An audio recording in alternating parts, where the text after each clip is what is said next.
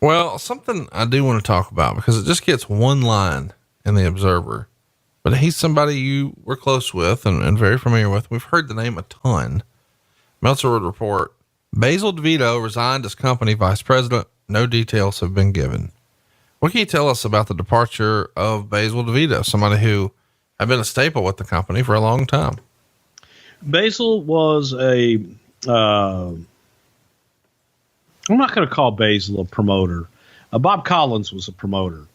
Basil was a marketing and promotions kind of guru. And Basil, I believe, had come from the NBA. Very enthusiastic, had a lot of great ideas, a lot of energy. And Basil took us through a lot of those early growing times through WrestleMania 1 and 2 and 3, things of that nature. 4, Basil was instrumental in getting the deal with Trump Plaza in WrestleMania 4 and 5, and a very integral part of the company that headed up the marketing and promotions team on that side of the business.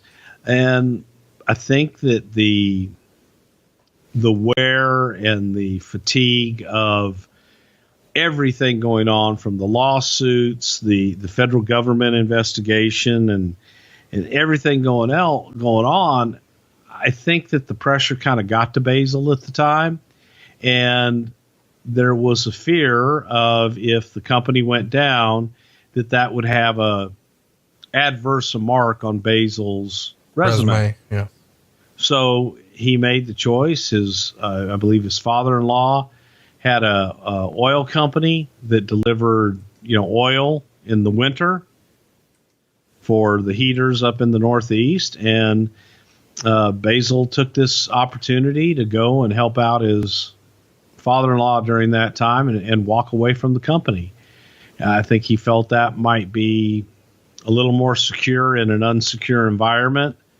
Now, these are my paraphrasing words, that he might have been uncomfortable in the what if, the bad what if. What if the company goes away? What if we don't come out of this on the other side, and all this other shit?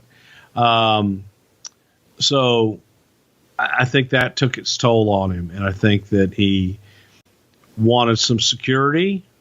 He had children, a family, and decided to take this time to move on, try something else. How disappointed was Vince with this decision? I think Vince was, he was hurt. I think he was disappointed. However, just like everything else, it was okay. Let's move on. Bigger and better things ahead. Basil won't be a part of it. We'll find someone else, and we'll find someone better. So we gave Basil a send-off. We thanked him for everything he did, and we moved on. And the next day was just another day at the office. That's what happens, It just, you got to move on. You got to keep going. I remember the meeting that we all had. It was an off-site meeting, and Vince asked everybody to give him a standing ovation when a superstar has a great match. Give him a standing ovation and let him know you appreciate him. We did that for Basil. We had dinner, and that was it. And Basil came back years later with the XFL and has been a part. He's been on the board of directors for the company. But he's one of those guys that has a way of being able to put deals together and communicate with Vince, which can be tricky at sometimes. But he has a good way of communicating with Vince. Let's talk about the 1994 Hall of Fame. You guys have a ceremony for that in early June at the Omni Inner Harbor International Hotel. Arnold Scotland would be inducted by Bob Backlund. Bobo Brazil would be inducted by Ernie Ladd. Buddy Rogers would be inducted by Bret Hart. Chief Jay Strongbow would be inducted by Tatanka. Classy Freddie Blassie would be inducted by Regis Philbin. Gorilla Monsoon would be inducted by Jim Ross. And how about this little footnote? James Dudley would be inducted by Vince McMahon. And lots of people have sort of freestyled over the years. Hey, if this guy goes in, the only guy who can induct him is Vince McMahon. And the name you hear most often with that now is The Undertaker. But we've also heard reports, at least this year, or if you even mention Vince McMahon's name, you find your ass fired. James Dudley going into the Hall of Fame and Vince inducting him. We've got some listeners who may not be familiar with James Dudley and his family relationship with the McMahons. Chat everybody up about who James was and why Vince wanted to be the one to induct him. Well, James Dudley was the original bad Leroy Brown. And when I say the original bad Leroy Brown, I'm not talking about the wrestler. I'm talking about the man that Jim Croce wrote the song about. And James Dudley was one of the top stars of the Negro League, the Baseball Negro League. And absolute, just top-notch baseball player that before segregation had Jim Dudley had the opportunity to play in the majors, he would have been a huge star. A giant of a man, and he was from Washington, D.C. He had a relationship with Vince's father, Vincent Jess McMahon Sr., and they did business together because if you were going to do business in certain parts of Washington, D.C., there were segregated parts where it was very difficult for people to do business, for a black man to do business in a white part of town and a white man to do business in the black part of town. Well, James Dudley was able to bridge that with Vince McMahon.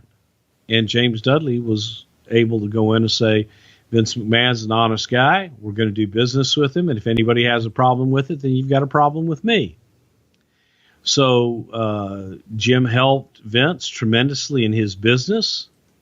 Vince brought James into the wrestling business. James was also the first manager for Bobo Brazil in wrestling. So Vince McMahon made him a manager as well. But Mr. Dudley, who is how I referred to him out of reverence and a great deal of respect, because of his life, just an incredible life story of everything that he came up through and from and what he lived through, and was one of the kindest, most gentlest people you'd ever want to meet. But Mr. Dudley would come into Baltimore. He would go into Vince's office, which was about the size of a shoe closet. It could hold maybe 4 people. And Mr. Dudley would sit in Vince's office all night long. Vince would do business all around him, with Jim just sitting there. And nobody gave it a second thought. Some people walk in and go, who's the guy in there with Vince? So that's Mr. Dudley. Okay. And Vince would always, whenever anybody would come in, and say, gentlemen, please allow me to introduce you to Mr. James Dudley. And everybody, hello, but no one knew who he was. He stayed by Vince's side, took care of Vince Sr., took care of Vincent Kennedy, and was a trusted and loyal friend, employee, and one of the toughest son of bitches you'd ever want to meet in your life, and an incredible athlete. It's just, when people speak of the Negro League in baseball, James Dudley's name always comes up. Really? Yes. Because he was one of those top stars. He drew. And had he come along just, a few years later, man, he'd be one of those guys. You'd be talking about Jackie Robinson, and you'd be talking about James Dudley too.